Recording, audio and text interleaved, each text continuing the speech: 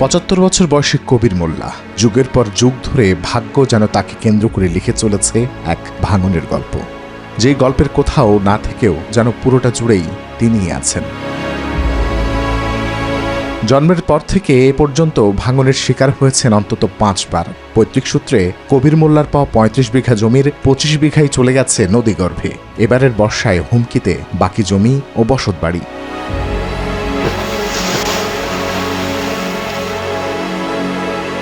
৪ সন্তানের জন্য কিছুই রেখে যেতে না পারার আফসোস তাকে পোড়ায় বেশ।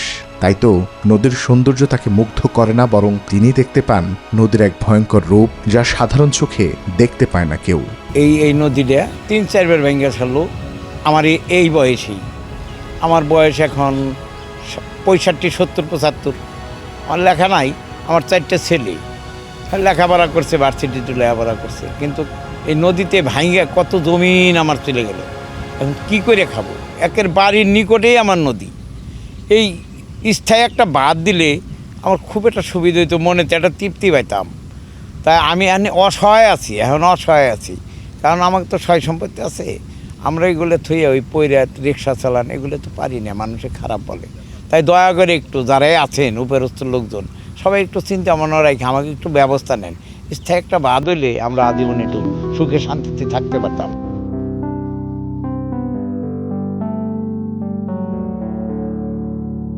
বড় পরিবার, ধানি জমি দেখে কবির মোল্লার সাথে আমিনা বেগমকে বিয়ে দিয়েছিল তার পরিবার। তবে স্বামীর বাড়িতে এসে ৪০ বছরের সংসারে তাকে যুদ্ধ করতে হয়েছে নদী ভাঙনের সাথে। আমিনা বেগমের সাথে আলাপচারিতে উঠে আসে স্বপ্নগুলো যেন মুহূর্তেই চোখের সামনে বিলীন হয়ে যাওয়ার গল্প। বারবার বসত ভিটা বদলে পিছু হটার নামই যেন জীবন। এই যে নদীটা দেখতেছেন, এই নদীটা অনেক দূরে ছিল, ভাঙতে ভাঙতে ভাঙতে ভাঙতে এই পর্যন্ত আইছে। আমাকে জমিও তো শেষ, এখন আমরা কই যাব? আমাকে খুব বিপদ। নদী ভাঙা মানুষগুলো যে কতটা দিশেহারা সেই খবর কজনই বা রাখে। একটা ভাঙন, যে ভাঙন কেড়ে নেয় মানুষের স্বপ্ন, কেড়ে নেয় মানুষের ঠিকানা এবং সেই সাথে কেড়ে নেয় মানুষের ভবিষ্যৎ, যার নাম নদী ভাঙন। আজকে শেষক দুর্ভোগে আমাদের পর্বে আজকের বিষয় নদী ভাঙনের দুর্ভোগ। তবে চলুন শুরু করা যাক।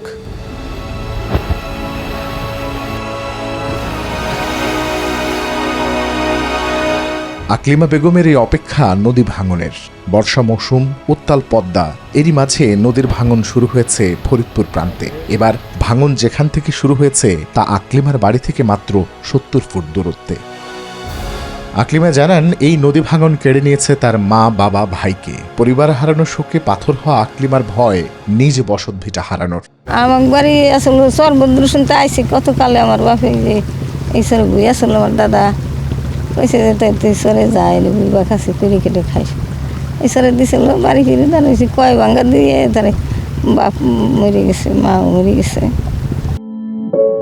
আকলিমার মতন এমন হারানোর গল্পের মিছিলে প্রতি বছর প্রত্যক্ষ ও পরোক্ষভাবে যুক্ত হয় প্রায় ১৫ লাখ মানুষ। চিরতরে বাস্তুচ্যুত হয় ২৫,০০০। এছাড়াও নদীগর্ভে বিলীন হয়ে যায় প্রায় ১০,০০০ ফসলি জমি। ২০১৪ থেকে ২০২০ এই ৬ বছরে নদী ও উপকূলীয় ভাঙনের কারণে আর্থিক ক্ষয়ক্ষতির পরিমাণ ছিল ২৬,৮৭০ কোটি টাকা। শুধু তাই নয়, মহাকাশ গবেষণা সংস্থা নাসার তথ্য মতে পদ্মা নদী পৃথিবীর অন্যতম ভাঙন প্রবণ নদী। শুধুমাত্র পদ্মার ভাঙনে ১৯৬৭ থেকে ২০১৭ সাল পর্যন্ত বিলীন হয়েছে ৬৬,০০০ হেক্টর জমি, যা ঢাকা শহরের আয়তনের ২.৫ গুণের বেশি। জাতিসংঘের জলবায়ু পরিবর্তন বিষয়ক আন্তঃরাষ্ট্রীয় প্যানেলের প্রতিবেদন বলছে ২০৫০ সাল নাগাদ বাংলাদেশের নদী ভাঙনে নতুন করে স্থানান্তরিত হতে পারে ২০ থেকে ৫০ লাখ মানুষ। এই বিপুল সংখ্যক মানুষের চাপ কি করে সামলাবে বাংলাদেশ?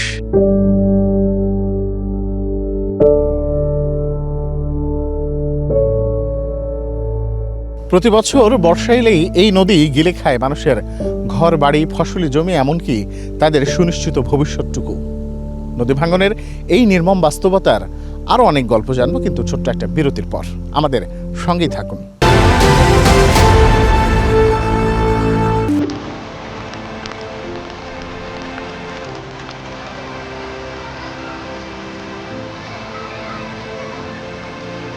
আদি প্রথম শ্রেণীর শিক্ষার্থী, বয়স মাত্র 6 বছর। ফরিদপুর বাকিগঞ্জের চট্টিপুরা প্রাথমিক বিদ্যালয়ের এই শিক্ষার্থী এখনো জানেই না আর মাত্র কয়েকদিনের মধ্যেই এই ক্লাসরুম এমনকি পুরো বিদ্যালয়টি চলে যেতে পারে নদীগর্ভে। স্কুলের জানালা থেকেই দেখা যায় পদ্মা নদী। এবছর ভাঙন শুরু হওয়ার পর থেকে প্রতিদিন নদী যেন এগিয়ে আসছে একটু একটু করে। কোনো একদিন সকালে স্কুলের জন্য বাড়ি থেকে বের হয়ে স্কুলের দেখা না পেয়ে ফিরে যেতে হবে এখানকার শিক্ষার্থীদের, কারণ বিদ্যালয় থেকে নদীর দূরত্ব আর মাত্র 100 ফুট। ভাঙনের ঝুঁকিতে থাকা প্রাথমিক বিদ্যালয়টি এবার নদীগর্ভে বিলীন হয়ে গেলে প্রতিস্থাপিত হতে সময় লাগতে পারে অন্তত 6 মাস। ফলে আদির সাথে অনিশ্চয়তায় পড়বে এখানকার প্রায় 600 শিক্ষার্থী। আমাদের বাচ্চারা যাতে পড়ালেখা করতে পারে, দূরে কোথাও যাওয়া না লাগে, কাছে কাছে থাকলে আমাদের সুবিধা বাচ্চাকে পড়াইলে। স্কুলটা থাকলে মনে করেন যে আমাদের বাচ্চারা আগেই যাবে পারবে বা ভালো হবে। দূরে চলে গেলে মনে করেন যে কী অবস্থায় যে পড়াবো এটা আমাদের ধারণা নাই। কাছে থাকার জন্য এই গানটা যদি রক্ষা করা যায়, এই স্কুলটা যদি ভেঙে নিয়ে যায় তাইলে আমাকে মনে করেন যে একবারে হয়ে যাব, নিঃস্ব হয়ে যাব, বুঝছেন? নিঃস্ব হয়ে যাব মানে আমাকে ছেলেমেয়েরা অন্য জায়গায় যাই পড়তে পারবে না, পড়তেও পারবে না, আর আমাকে সম্ভবও হবে না যে ওই জায়গা নিয়ে যাওয়া। টাকা লাগবে, আমরা কই পাবো? আমরা তো দরিদ্র লোক। এর আগেও বিদ্যালয়টি ভাঙনের কবলে পড়েছিল 4 বার। প্রতিবার বিদ্যালয়টি পুনঃপ্রতিস্থাপনের পর ঝরে গেছে অধিকাংশ শিক্ষার্থী। তাই স্থায়ী সমাধান না হলে শিক্ষার আলো থেকে বঞ্চিতই থেকে যাবে নদী উপকূলের মানুষ। যদি এই ভাঙনটা রোধ করে স্থায়ী একটা বাঁধের ব্যবস্থা হয়, স্কুলটা থেকে যায়, তাহলে এই পরিবেশে আমরা আগায় নিতে পারবো। পরিবেশ চেঞ্জ হলে এই পরিবেশ ফিরে পাইতে বা এমনভাবে আমাদের তৈরি করতে আবার আগামী 5-6 বছর অপেক্ষা করতে হবে বা সময় লেগে যাবে। এই অবকাঠামো তৈরি করতে আমাদের যে সরকারের যে বরাদ্দ আসে, এই বরাদ্দ আসতে আসতে অনেক সময় লাগে, যেটা আসলে 3-4 মাস কমপক্ষে। আর ওই সময়ের মধ্যে আমরা আমাদের অবকাঠামোগত সমস্যার কারণে শিক্ষার্থীদের আমরা আর ধরে রাখতে পারি না।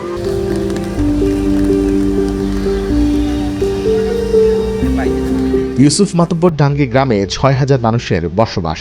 নদী তীরবর্তী গ্রামের মানুষের স্বাস্থ্যসেবার একমাত্র অবলম্বন ইউসুফ মাতব্বর ডাঙ্গি কমিউনিটি ক্লিনিক। শিশুদের টিকা দেয়া, গর্ভবতীদের নিয়মিত স্বাস্থ্যসেবা তো আছেই, সেই সাথে এই এলাকার মানুষের প্রাথমিক স্বাস্থ্যসেবায় নিয়মিত কাজ করে আসছে প্রতিষ্ঠানটি।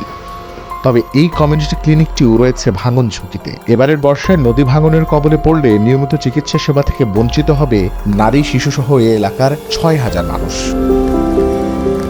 যদিও এই গ্রাম থেকে নিকটবর্তী হাসপাতালের দূরত্ব প্রায় 10 কিলোমিটার, তবে যোগাযোগ ব্যবস্থা ভালো না হওয়ায় রোগী পরিবহন ঝুঁকিপূর্ণ বলে জানান গ্রামবাসী। নদীতে ভাঙা হলে আমাদের অনেক কষ্ট হবে, অনেক দূরে যাওয়া কষ্ট হবে। তাই এই জায়গা যদি, এই হাসপাতালটা যদি থাকে তাহলে আমাদের অনেক সুবিধা হবে। কমিটি ক্লিনিকে আসলে আমার বাচ্চা কাছে ওষুধ দিলে সেবা যত্নতে আল্লাহ রহমত করে।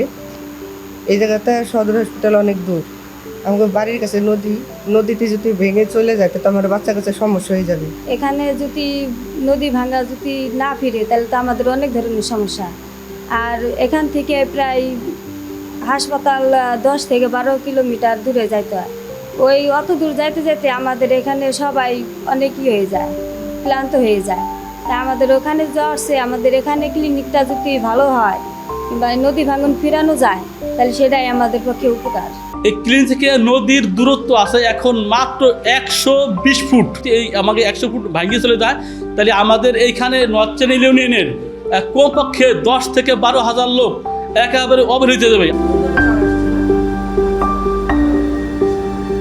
কথা হয় কমিউনিটি ক্লিনিকের কর্মকর্তাদের সাথে। তারা জানান সদর হাসপাতাল থেকে দূরে হওয়ায় এই চিকিৎসা কেন্দ্রটি গ্রামের মানুষের মূল ভরসা। নদীর যে অবস্থা বা ভেঙে যাওয়ার অবস্থা, বৈরী আবহাওয়ার কারণে বাতাসের চাপে এখানে পানি প্রবল বেগে চাপছে এবং নদী আজকে ভাঙতেছে, যার কারণে এই কমিউনিটি ক্লিনিকটা অন্তত বাঁচানো দরকার, বিশেষ করে হতদরিদ্র মানুষের জন্য। শিক্ষা প্রতিষ্ঠান এবং এই কমিউনিটি ক্লিনিক, ইউসুফ মাতব্বর ডাঙ্গি কমিউনিটি ক্লিনিকটা যাতে দ্রুত এখানে নদীতে বাঁধ দিয়ে হোক, নদীতে বস্তা ফেলাই হোক, যেভাবে হোক নদীটা প্রতিরোধ করলে এই হসপিটালটা বেঁচে যাবে এবং সাধারণ সেবা পাবে। এখানে 6000 জনগোষ্ঠী থাকেন, যারা প্রতিদিন আমার সাধারণ রোগী হয় 40 থেকে 50 জন সাধারণ রোগী হয়। শিশু হয় মিনিমাম 8 থেকে 10 জন, গর্ভবতী হয় 5 থেকে 4 জন গর্ভবতী হয়।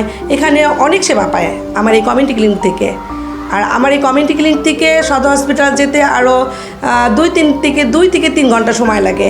এটা ওনারা সাধারণ রোগীরা যেতে চায় না, যেখানে এখানে ভালো সেবা পাইবে তো এখানে আসে ওরা এখানে এসে স্বাচ্ছন্দ্য বোধ করে। যদি নদী ভাঙন প্রতিরোধ না হয় তাহলে কমিউনিটি ক্লিনিক তো ভেঙে যাবে, আর ভেঙে গেলে তো তারা সাধারণ রোগীরা সেবা পাবে না। এটা তো অনেক একটা ঝুঁকিপূর্ণ অবস্থায় আছে। এখন এটা কিভাবে মোকাবেলা করা যায় সেটা তো সরকারের কাছে বিশেষভাবে অনুরোধ আমার।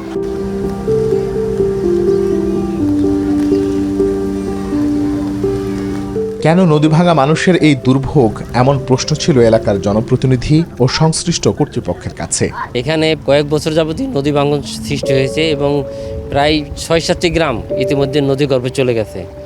প্রায় 300 একরের মতো জমি আমার নর্থ চ্যানেল ইউনিয়নে এই 2 বছরে নদীগর্ভে বিলীন হয়ে গেছে। কয়েক শত বাড়িঘর নদীগর্ভে বিলীন হয়ে গেছে এবং এখান থেকে শহর মাত্র 10 মিনিট সময় লাগে শহরে যেতে। এটা যদি জরুরি ভিত্তিতে প্রোটেকশন না দেওয়া হয়, এটা এই হারে ভাঙতে থাকলে 2-1 বছরের মধ্যেই এটা শহরে অ্যাটাক করবে এবং ফরিদপুর শহর নদী ভাঙন ঝুঁকির মধ্যে পড়ে যাবে। নদী ভাঙন দেখা যায় তাৎক্ষণিকভাবে আমরা বালু ভর্তি জিওব্যাগ ফেলে অস্থায়ীভাবে জরুরি ভিত্তিতে অস্থায়ী মেরামত আমরা ভাঙন রোধ করি। আর এখন এই মুহূর্তে আমরা আছি ইউসুফ মাতুব্বর ডাঙ্গি স্থানে। এখানে ভাঙন দেখা দিয়েছে। ইতিমধ্যে আমরা এখানকার ফিজিবিলিটি স্টাডি হাতে পেয়েছি এবং এখানে ফিজিবিলিটি স্টাডি অনুসারে 3 কিলোমিটার স্থায়ী প্রতিরক্ষার কাজের প্রস্তাবনা আমরা করব। সেই হিসেবে আমাদের একটা প্রকল্প প্রক্রিয়াধীন রয়েছে এবং প্রকল্প সাবমিট করলে যদি প্রকল্প অনুমোদন হয় তাহলে আমরা এখানে স্থায়ী বাঁধ নির্মাণ করতে পারবো। তখন আমাদের ভাঙনটা থাকবে না। নদী ভাঙন ইস্যুটিকে গুরুত্বের সাথে বিবেচনা করছে সরকার। নদীর খনন কাজ এগিয়ে নেয়া, নাব্যতা ফিরিয়ে আনা ও স্থায়ী বাঁধ নির্মাণ সহ সরকারের হাতে রয়েছে নানা পদক্ষেপ। 94টি প্রকল্প হাতে নিয়েছি এবং যেসব নদী বিশেষ করে আমরা ভাঙন হতে পারে বা এখন ভাঙন হচ্ছে সেইগুলোকে আমরা সেইভাবে ব্লক দিয়ে আমরা একদম যেটা স্থায়ী বলে সমাধান, সেই সমাধান করার জন্য আমরা প্রকল্প হাতে নিয়েছি এবং আমরা সেইগুলো সঠিকভাবে বাস্তবায়ন করতে পারলে ইনশাল্লাহ বাংলাদেশে নদী ভাঙন আমরা রোধ করতে পারব।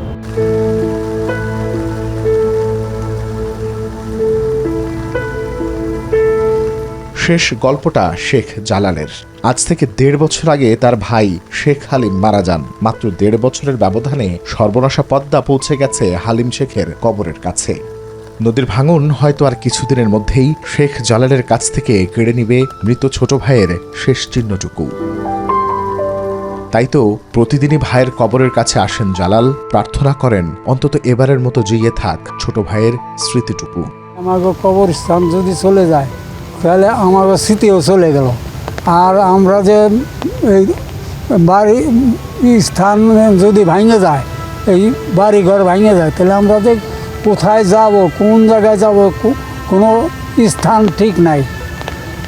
আর এই জায়গা জমি ভাঙলে অন্য জায়গায় যে যাব তাও কত মানুষের পয়সা করে নেয়, রাস্তার ধারে ধারে বাড়িঘর করে থাকতে হবে। তা আমরা খুব অসহায় মানুষ। আমরা যে কি আল্লাহ কিভাবে রাখবে এই আল্লাহ ছাড়া আর কেউই জানে না।